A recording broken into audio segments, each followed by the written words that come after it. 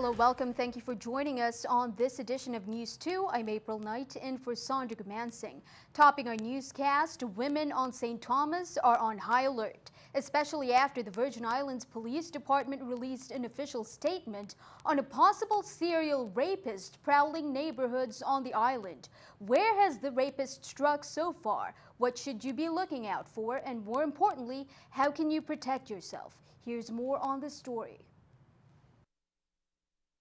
The latest incident was on Wednesday, September 7th. At around 7 a.m., police were called to the Schneider Medical Center on St. Thomas. A female victim said she was raped by an unknown black male inside the house that she was house-sitting. Now the VIPD is calling it a series of rapes and home invasions. The Virgin Islands Police Department is currently investigating a series of home invasions and rapes that have recently occurred over the past month. All leads provided are being heavily pursued by the department and has strategies in place to address the matter. The incidents seem to be happening in these areas on the island: Fillsbury Heights, Friedenhoy, and Estate Nazareth. A NEWS2 source also said the man forced at least one female victim to take a shower after the rape. But residents on social media blasted the police department for the late warning. Among their complaints, the pattern should have been established earlier, and their question: why warn people only now? Nonetheless, the VIPD sent out safety tips for women. If you're using sliding glass doors, place poles or wood in the tracks so they don't open. Change the locks when moving to a new apartment. Don't leave objects like chairs outside that can be used to enter highly placed windows. Always lock your doors at home and have your keys at hand when you're entering your car or your residence. Be aware of what you put on social media. Information can disclose your location to the wrong individual. A great way to discourage intruders is to make them think you're not alone. Always have some means of personal self-defense. And at all times, be watchful. Police said they're following all leads in all the cases reported to them. The Crime Prevention Unit also provides house assessments to help make sure that your home is not an easy target for crime. You can call Officer Chesterfield at 998-0314. And please call 911 or Crime Stoppers if you have any information that can help catch this man. Over on St. Croix, the Frederiksted waterfront was the place to be on Sunday for a block party to celebrate Lime Tree Bay Terminal's opening at the former Havenza site.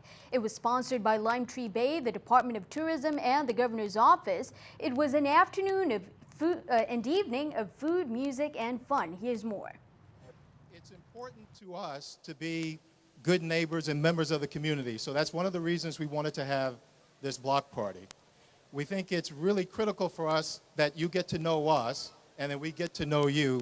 So we're very grateful that our largest customer, Unipec, is here this evening, along with representatives of both Freepoint Commodities, our other owner, and ArcLight Capital.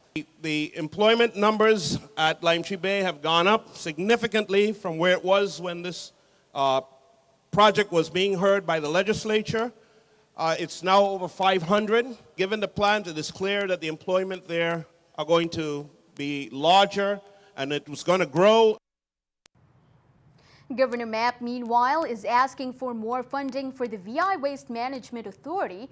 The governor forwarded a bill to the legislature proposing some $2.5 million that would come from the VI Insurance Guarantee Fund, or, he says, any available funds in the Treasury. According to the transmittal, the purpose of the added funding was for Waste Management to pay outstanding obligations to its vendors. The governor also proposes that Waste Management be required to refund at least 1/2 of that amount from his current proposed capital projects bill.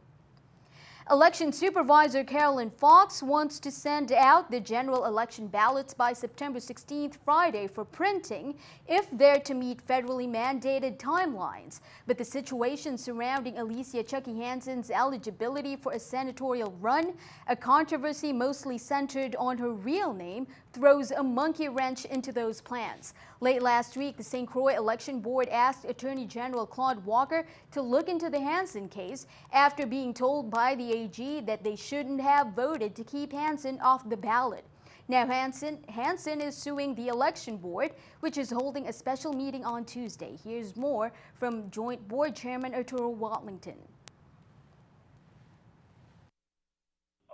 that process is now stalled as a result of the ongoing legal issues regarding the name of Chucky Hudson. Again, want to discuss in the joint board meeting the issue of how many ballots we're going to have. When I say ballots, I mean how many separate pieces of paper people are going to be able to vote for, because the law says right now that the election boards and the education board should be separate ballots, should not be the same ballots as those for senators. Well, here's an update on those white powder letters that caused an uproar and an emergency response in the courts 2 weeks ago. Eugenia Winston, who claims to have sent the letters, will not yet be facing Scotiabank in their civil trial until November. The delay comes after Winston's camp filed a motion for the civil trial to be pushed back pending the outcome of her criminal trial over the sending of the white powder letters. Winston admitted that she sent at least 20 envelopes containing white powder to witnesses in her civil case against Scotiabank. She's claiming discrimination and harassment by her employers while working there as a teller. 2 men have been arrested for burglary at the beauty outlet on St. Thomas. That happened more than a week ago. On Wednesday, September 7th, 30-year-old Guy Vickers was arrested for aiding and abetting Timothy Honeycutt Jr. Honeycutt was observed by video surveillance as the individual who broke in the main glass door entered the business and removed money out of the cash register while Vickers acted as a lookout. Bail for Vickers and Honeycutt was set at $25,000 by the magistrate of the court. Meanwhile, a tragedy at the beach on Thursday. According to VIPD, around 5 p.m., police officers responded to reports of a woman drowning in Megan's Bay Beach on St. Thomas. Bystanders told police that the woman was snorkeling and was found out in the water floating face down. Lifeguards on the scene did several rounds of chest compressions, according to police, and that was before rescue personnel arrived, but they were too late. The victim, 25-year-old Sharita Maxine Carty, was lifeless and pronounced dead by medical staff. Well, the VIPD is calling it Operation Round 'em Up, and on Saturday, that yielded them 5 arrests involving violent crime. 19-year-old Samuel McDonald was arrested for robbery, among other charges, after robbing a citizen at gunpoint in the State Scion Farm area in June. 49-year-old Dale Henry was arrested for robbery first degree, among other charges, after robbing an employee of Top Gas service station in November. 3 others were arrested for burglary, and here are the details from the VIPD. 23-year-old Omari Horton, 23-year-old Leroy Edwards, and 24-year-old Shamari Ferrance. All 3 were arrested on burglary, third, grand larceny, and possession of stolen property after they were identified as the persons who broke into A&Z Academy in the state Orange Grove, Christiansted, and stole electronic equipment on April 7, 2016. Their bails were set at $50,000 by Magistrate Miguel Camacho of Superior Court on September 7, 2016. Unable to post bail, they were remanded to the Golden Grove Detention Center. Well, a little more than a year ago, a man raped a 13-year-old child, and now he's been sentenced to 13 years behind bars. In accordance with a plea agreement offered by Attorney General Claude Walker, VI Superior Court Judge James Carroll III sentenced Andres Carmona Ortiz to 13 years in prison for the crime that happened in August 2015. The 53-year-old, who was initially charged with 1 count of first-degree assault and 2 counts of second-degree aggravated rape, pleaded guilty to first-degree rape with attempt to commit rape and sodomy. Well, the United States Coast Guard on Friday evening returned 17 Cuban migrants to the Dominican Republic. This was following a Thursday morning interdiction in the Mona Passage by the Caribbean Border Interagency Group. According to the Coast Guard, the migrants were traveling to Puerto Rico aboard a grossly overloaded 20-foot makeshift boat that was detected early Thursday morning by Coast Guard crew. The U.S. Attorney's Office of Puerto Rico will be filing a criminal complaint against 2 Dominican Republic nationals who were involved. They are facing potential prosecution for migrant smuggling and attempted illegal entry into the United States. Well, the Virgin Islands joined the nation on Sunday in solemn remembrance of the September 11 terror attacks that cost some 3,000 lives. On St. Thomas, a ceremony was held at Emancipation Garden at noontime. On St. Croix, the American Legion hosted a local America Supports You Freedom Walk that began at the Basin Triangle and traveled down King Street onto the Myron G. Danielson American Legion Post Headquarters. At these ceremonies, attendees remembered Virgin Islanders who lost their lives on that dark day. President Obama's proclamation was also read at the event. The Atlantic to the Pacific, Americans are struck with grief as devastation and senseless loss of innocent human life unfolded. In the empty shadow of the World Trade Center, the remains of the Pentagon and a charred Pennsylvania field where courageous passengers saved countless lives. What emerged from the ashes of that day was not defeat, it was heroism, compassion, the unity of the American people. Well, it was 15 years ago when terror attacks killed nearly 3,000 Americans and changed this country forever. In New York, families gathered at the Twin Towers Memorial Site to read the names of the 2,753 people who died in the attacks on the World Trade Center. The thing I'll never forget was to watch that first tower collapse. For those of us in New York, the Twin Towers had been a permanent fixture on the skyscraper, the landscape, for almost 40 years then. And to see that first tower collapse, it was almost a moment where my mind could not believe what my eyes were seeing. Turning our attention to the campaign trail, Hillary Clinton has canceled some campaign events in California after her stumble in New York. Clinton has apparently known since Friday that she's suffering from pneumonia, while the incident puts a lot of focus on her health. Andrew Spencer reports the Trump campaign has been uncharacteristically quiet about it. Here's more. Steady on her feet, Hillary Clinton stumbled trying to get into a van as she left early from a 9/11 memorial service on Sunday. Clinton would appear outside her daughter's apartment a couple hours later, looking and apparently feeling much better. It's a beautiful day in New York. She posed for a photo, but she said very little. How are you feeling? What happened? Not until much later Sunday did Clinton's doctor release a statement saying Clinton was actually diagnosed with pneumonia on Friday. Donald Trump skipped the chance to comment on Sunday. Mr. Trump, a quick question about Hillary Clinton's health incident this morning. Her health incident this morning. And his running mate's handlers kept Governor Mike Pence at a distance. He's not taking any questions. The silence is perhaps surprising from the Trump campaign, whose surrogates have at times tried to stir up questions about Clinton's health in the past. But sources inside Trump's campaign say surrogates have been told to be respectful and staff members told to keep quiet and not say anything negative about what happened. I'm Andrew Spencer reporting. And keeping an eye on the economy, here's a look at the stock market watch with our New York Stock Exchange.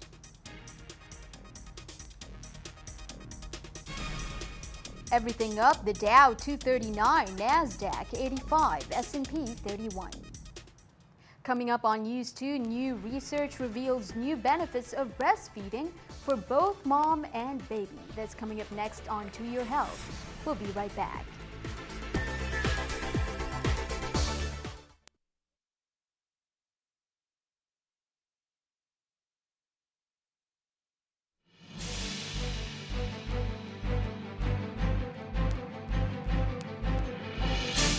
Welcome back. The Lieutenant Governor's office just got a little more detailed on what your passport photos should look like, and the verdict is in. Eyeglasses are out. If you're applying for a passport after November 1st this year, passport photos of customers wearing eyeglasses will not be accepted except under special conditions. By removing eyeglasses, they said applicants are less likely to experience delays, according to the Lieutenant Governor's office.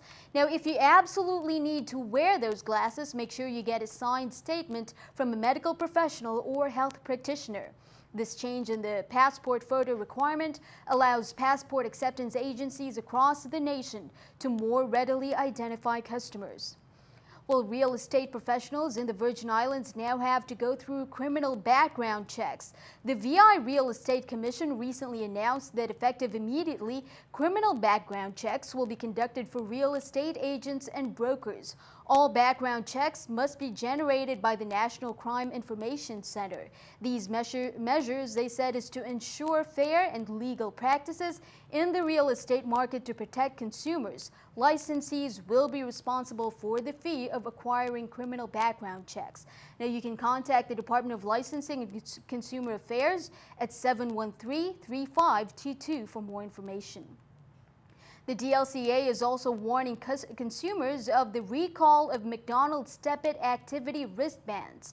That's a toy distributed with each McDonald's Happy Meal over the course of the summer. About 29 million units have been circulated throughout the United States. McDonald's has received more than 70 reports of incidents, including 7 reports of blisters after wearing the wristbands. According to McDonald's, consumers should immediately take the recalled wristbands from children and return them to any McDonald's for a free replacement toy or food item.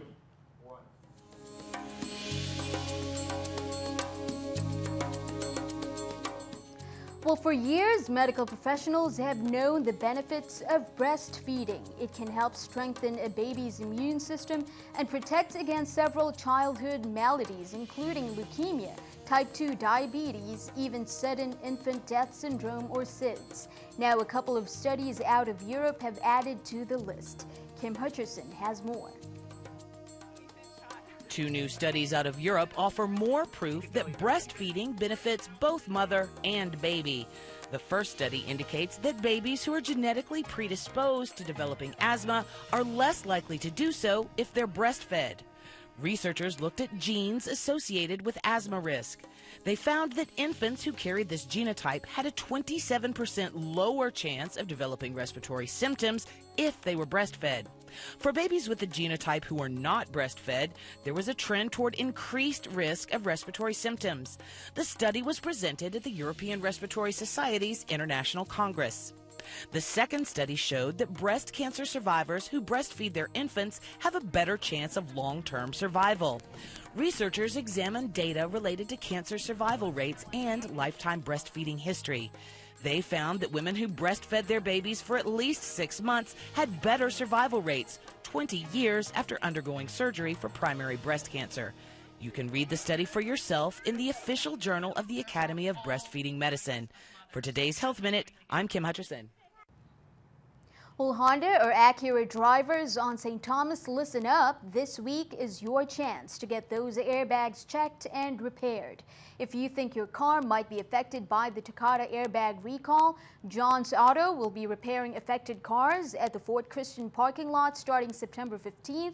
That's Thursday until September 17th, Saturday. St. Croix's Repairathon was held last week, Thursday to Saturday.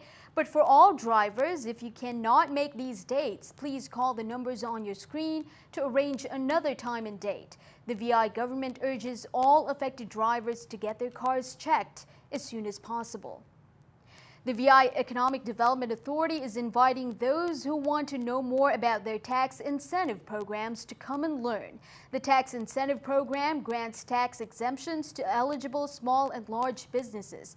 On St. Croix, you can come to their event on Tuesday, that's tomorrow, September 13th at the Small Business Development Center offices in the Scion Farm Shopping Center. That's from 6 p.m. to 9 p.m.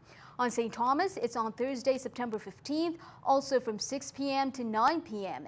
at the SBDC offices in Niski Center. You can call them at 714-1700 for more information.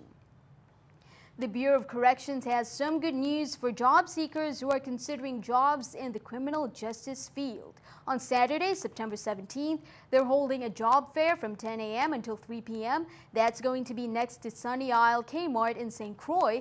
They have a variety of corrections officers positions available and some admin specialist positions as well. To apply, you need to submit your 5086 transfer or promotion form or your application with all your required documents via the Division of Personnel website. You can also contact them on those numbers on your screen. Good luck. Well, stick around. Your News 2 AccuWeather forecast is coming up next.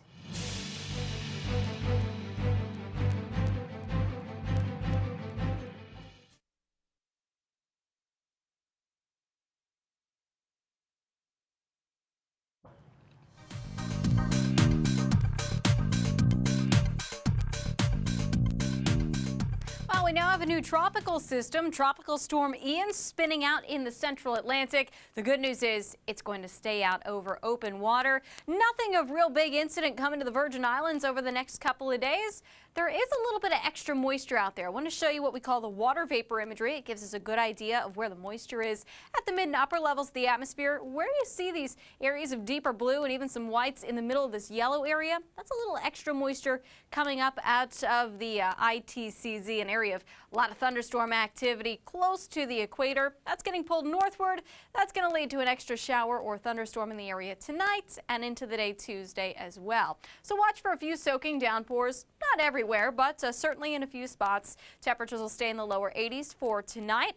Tomorrow, again, a shower or two for St. John. Temperature close to the average, 90 degrees. We'll have those trade winds blowing out of the east, about 10 to 15 knots, so pretty typical breeze for the afternoon. Watch for a shower or two on St. Thomas as well. Temperature will get to 90 degrees. St. Croix reaches 91. There will be plenty of sunshine throughout the islands, but again, just about everybody has to watch out for one of those afternoon showers to come through the area. I mentioned the trade winds. They'll continue to blow out of the east at about 10 to 15 knots. They may weaken a little bit during the overnight hours, but not by much. Waves about 2 to 4 feet on the Atlantic side. The Caribbean, a little bit choppier, 3 to 5 feet, but no small craft concerns, at least not for tonight.